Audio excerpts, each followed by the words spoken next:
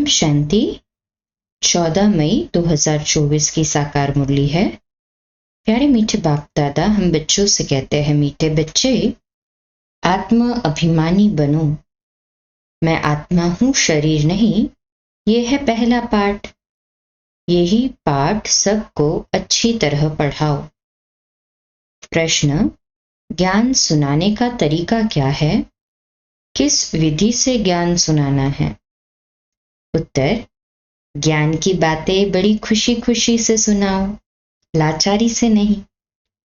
तुम आपस में बैठकर ज्ञान की चर्चा करो, ज्ञान का मनन चिंतन करो, फिर किसी को सुनाओ। अपने को आत्मा समझकर फिर आत्मा को सुनाएंगे तो सुनने वाले को भी खुशी होगी। ओम शांति। बाप कहते हैं आत्म अभिमानी व देही अभिमानी हो बैठो, क्योंकि आत्मा में ही अच्छे व बुरे संस्कार भरे जाते हैं। सबका असर आत्मा पर होता है।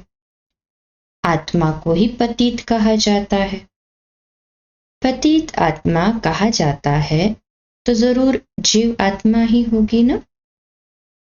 आत्मा शरीर के साथ ही होगी। पहली बात कहते हैं आत्मा होकर बैठो। अपने को शरीर नहीं आत्मा समझ बैठो।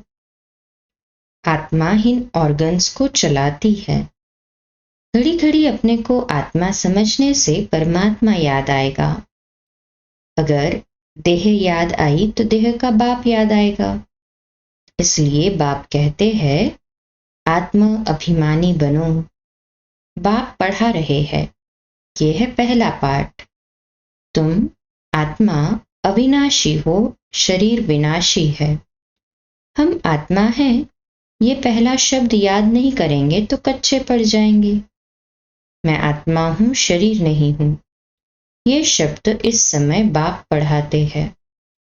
आगे कोई भी पढ़ाते नहीं थे। बाप आए ही है आत्म अभिमानी बनाकर ज्ञान देने लिए। पहला ज्ञान देते हैं, हे आत्मा तुम पतित हो, क्योंकि यह है ही पुरानी दुनिया। प्रदर्शनी में भी तुम बच्चे बहुतों को समझाते हो, प्रश्न उत्तर करते हैं। तो जब दिन के समय रेस्ट मिलती है उस समय आपस में मिलना चाहिए, समाचार पूछना चाहिए। किसने क्या क्या प्रश्न पूछे, हमने क्या समझाया, फिर उनको समझाना है। फिर उस पर ऐसे नहीं ऐसे समझाना चाहिए। समझाने की युक्ति सबकी एक नहीं होती। मूल बात है अपने को आत्मा समझते हो या देह। दो बाप भी सबके है जरूर। जो भी देहधारी है उनका लौकिक बाप भी है, पारलौकिक बाप भी है। हद का बाप तो कॉमन है। यहाँ तुमको मिला है बेहद का बाप। वह हम आत्माओं को बैठ समझाते हैं। वह एक ही बाप भी है, टीचर भी है, गुरु भी है। ये पक्का कर देना चाहिए। जब तुम किसको समझाते हो, जो तुमसे प्रश्न पूछते हैं उस पर आपस में बैठना चाहिए। जो होशियार है उनको भी बैठना चाहिए। तुमको टाइम मिलता है दिन के समय। ऐसा नहीं कि भोजन खाते हैं इसलिए नींद का नशा आए। जो बहुत खाना खाते हैं उनको नींद का आलस्य आता है। दिन में क्लास करना चाहिए। फलाने ने ये पूछा, हमने ये रिस्पॉन्स किया।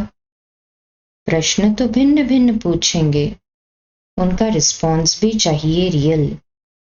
देखना चाहिए उनको कशिश में लाया, सेटिस्फाई हुआ, नहीं तो फिर करेक्शन निकालनी चाहिए। जो होशियार है उनको भी बैठना चाहिए। ऐसा नहीं खाना खाया जल्दी नींद आए। देवताएं खाना बहुत थोड़ा खाते हैं, क्योंकि खुशी है ना। इसलिए कहा जाता है खुशी जैसी खुराक नहीं। तुम बच्चों को अतः खुशी होनी चाहिए। ब्राह्मण बनने में बड़ी खुशी है। ब्राह्मण बनते ही तब है जब उनको खुशी मिलती है। देवताओं को खुशी है ना, क्योंकि उन्हों के पास धन, महल आदि सब कुछ है, तो उन्हों के लिए खुशी ही काफी है। खुशी में खाना भी बहुत थोड़ा सूक्ष्म खाएंगे, ये भी एक कायदा है।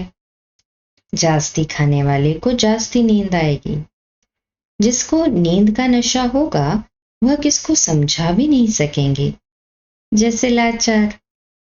ये ज्ञान की बातें तो बड़ी खुशी से सुननी सुनानी चाहिए, समझाने में भी सहज होगा।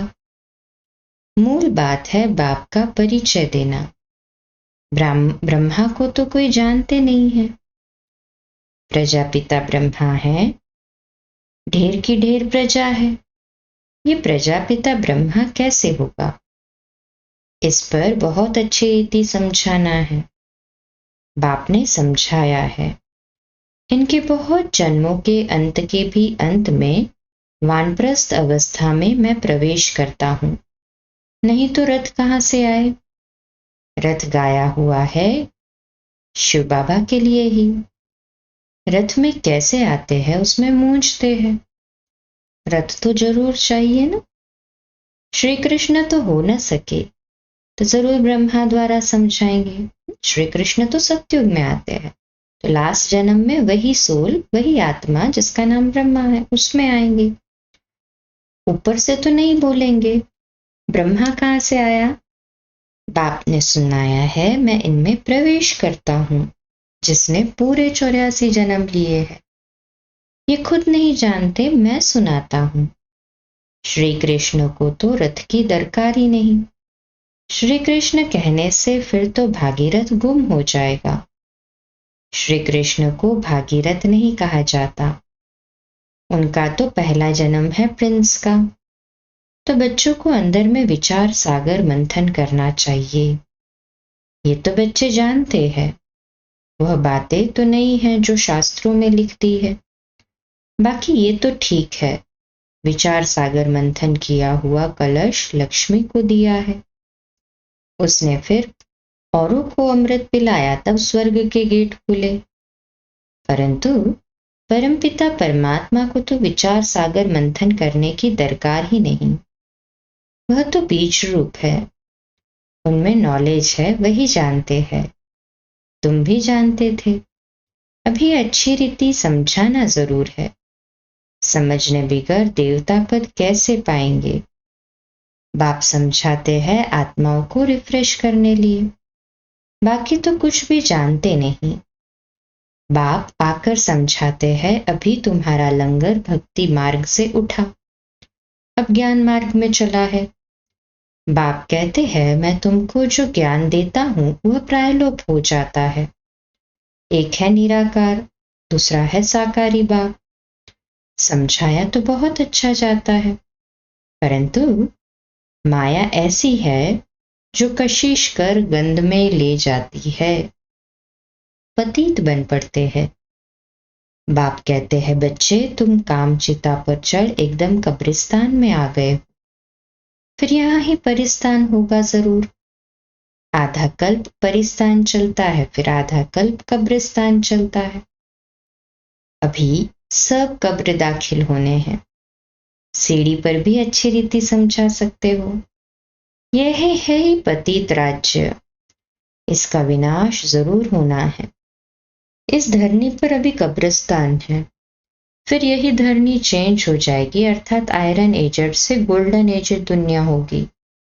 फिर 2 कला कम होगी।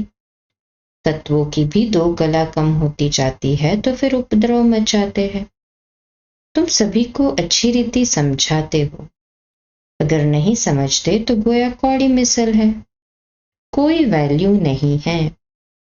ये वैल्यू तो बाप बैठ बतलाते हैं। गाया भी जाता है हीरे जैसा जन्म। तुम भी पहले बाप को नहीं जानते थे, तुम कौड़ी जैसे थे। अभी बाप आकर हीरे जैसा बनाते हैं। बाप से ही हीरे जैसा जन्म मिलता है, फिर कौड़ी जैसे क्यों बन पड़ते हो? तुम ईश्वरीय संतान हो। गायन भी है आत्माएं परमात्मा अलग रहे बहुकाल। जब वहां शांति धाम में हैं तो उस मिलन में कोई फायदा नहीं होता। वह तो सिर्फ पवित्रता व शांति का स्थान है। यहाँ तो तुम जीव आत्माएं हो और परमात्मा बाप उनको अपना शरीर नहीं है। वह शरीर धारण कर तुम बच्चों को पढ़ाते हैं। तुम बाप को जानते हो और कहते हो बाबा। बाप कहेंगे ओ बेटे। लौकिक बाप भी कहेगा ना, हे बाल बच्चे आओ तो तुमको टोली खिलाऊं। झट सब भागेंगे। ये बाप भी कहते हैं बच्चे आओ तो तुमको वैकुंठ का मालिक बनाऊं। तो जरूर सब भागेंगे। पुकारते भी है हम पतितों को पावन बनाकर पावन दुनिया विश्व का मालिक बनाने आओ। अब निश्चय है तो मानना चाहिए। बुलाया भी बच्चों ने है। हम आते भी बच्चों के लिए है। बच्चों को ही कहते हैं तुमने बुलाया है, अब मैं आया हूं। पतित पावन भी बाप को ही कहते हैं ना। गंगा आदि के पानी से तुम पावन बन नहीं सकते। आधा कल्प तुम भूल में चले हो, भगवान को ढूंढते हो, परंतु किसको भी समझ में नहीं आता है। बाप कहते हैं हे बच्चों, तो बच्चों को भी उस उल्लास से निकलना चाहिए। हे बाबा, परंतु इतना उल्लास से निकलता नहीं है। इसको देह अभिमान कहा जाता है, न कि देही अभिमानी। तुम अभी बाप के सम्मुख बैठे हो। बेहद के बाप को याद करने से बेहद की बादशाही भी जरूर याद आएगी। ऐसे बाप को कितना प्यार से रिस्पॉन्स करना चाहिए। बाप तुम्हारे बुलाने से आया है। ड्रामानुसार 1 मिनट भी आगे पीछे नहीं हो सकता। सभी कहते हैं ओ फादर रहम करो, लिबरेट करो। हम सब रावण की जंजीरों में हैं। आप हमारे गाइड बनो। तो बाप गाइड भी बनते हैं। सब उनको बुलाते हैं ओ लिबरेटर, ओ गाइड, आकर हमारा गाइड बनो, हमको भी साथ ले चलो। अभी तुम संगम पर खड़े हो। बाप सतयुग की स्थापना कर रहे हैं। अभी है कलयुग, करोड़ों मनुष्य है। सतयुग में तो सिर्फ थोड़े देवी देवता ही थे, तो जरूर विनाश हुआ होगा। वह भी सामने खड़ा है जिसके लिए गायन है। साइंस घमंडी कितना बुद्धि से अक्ल निकालते रहते हैं। वह है यादव संप्रदाय। फिर हिस्ट्री रिपीट होनी है। अभी तो सतयुग की हिस्ट्री रिपीट होगी। तुम समझते हो हम नई दुनिया में ऊंच पद पाने का पुरुषार्थ कर रहे हैं। पवित्र जरूर बनना है। तुम समझाते हो इस पतित दुनिया का विनाश जरूर होना है। बच्चे आदि तो तुम्हारे जीते नहीं रहेंगे, न कोई वारिस बनेंगे, न शादी आदि करेंगे। बहुत गई बाकी थोड़ी रही। थोड़ा समय है उसका भी हिसाब है। आगे ऐसे नहीं कहते थे, अभी टाइम थोड़ा है। पहले वाले तो शरीर छोड़कर गए हुए हैं। नंबरवार पुरुषार्थ अनुसार जन्म लिया है। कोई यहाँ आए भी होंगे। दिखाई पड़ता है जैसे कि यहाँ का बिछुड़ा हुआ है। उनको ज्ञान के बिगर मजा नहीं आएगा। माँ बाप को भी कहते हैं हम तो यहाँ जाएंगे। ये तो सहज समझने की बातें हैं। विनाश जरूर होना ही है। लड़ाई की तैयारी भी देख रहे हो। आधा खर्चा तो इन्हों का इस लड़ाई के सामान में ही लग जाता है। एरोप्लेन आदि कैसे बनाते हैं? कहते हैं घर बैठे भी सारे खलास हो जाएंगे। ऐसी ऐसी चीजें बनाते रहते हैं क्योंकि हॉस्पिटल आदि तो रहेंगे नहीं। ड्रामा में ये भी जैसे बाप के इशारे मिलते हैं। ये भी ड्रामा में नूंद है। समझते हैं ऐसा न हो जो बीमार पड़ जाए। मरना तो सबको जरूर है। राम गयो रावण गयो। जो योग में रहे आयु बढ़ाते होंगे उनकी जरूर बढ़ेगी। अपनी खुशी से शरीर छोड़ देंगे। जैसे मिसाल बताते हैं ब्रह्म ज्ञानी है, वह भी ब्रह्म में जाने के लिए ऐसे खुशी से शरीर छोड़ते हैं, परंतु ब्रह्म में कोई जाते नहीं, न पाप करते हैं, पुनर्जन्म फिर भी यहाँ लेते हैं। पाप कटने की युक्ति बाप बतलाते हैं कि माम एकम याद करो, और कोई को याद नहीं करना है, लक्ष्मी नारायण को भी याद नहीं करना है। तुम जानते हो इस पुरुषार्थ से हम ये पद पा रहे हैं, स्वर्ग की स्थापना हो रही है। हम पढ़ रहे हैं ये पद पाने के लिए नंबरवार पुरुषार्थ अनुसार। उन्हों की जो डिनाइस्टी चलती है वह बाप ने संगम पर अभी स्थापन की है। तुम भाषण भी ऐसा करो जो एक्यूरेट किसी की बुद्धि में बैठ जाए। इस समय हम ईश्वरीय संप्रदाय और प्रजापिता ब्रह्मा की मुखवंशावली भाई बहन हैं। हम आत्माएं सब भाई भाई है। ब्रह्मा कुमार कुमारियों की शादी होती नहीं, ये भी बाप समझाते हैं। कैसे गिर पड़ते हैं, काम अग्नि जलाते हैं, परंतु डर रहता है एक बार हम गिरा तो की कमाई चट हो जाएगी, काम से हारा तो पद भ्रष्ट हो जाएगा। कमाई कितनी बड़ी है, मनुष्य पदम करोड़ कमाते हैं, उनको ये थोड़ी पता है कि थोड़े समय में ये सब खत्म होना है। बॉम्ब्स बनाने वाले जानते हैं ये दुनिया खत्म होनी है, हमको कोई प्रेरक है, हम बनाते रहते हैं। अच्छा, मीठे मीठे सिखलदे बच्चों प्रति माता पिता बाप दादा का याद प्यार और गुड मॉर्निंग। रूहानी बाप की रूहानी बच्चों को नमस्ते।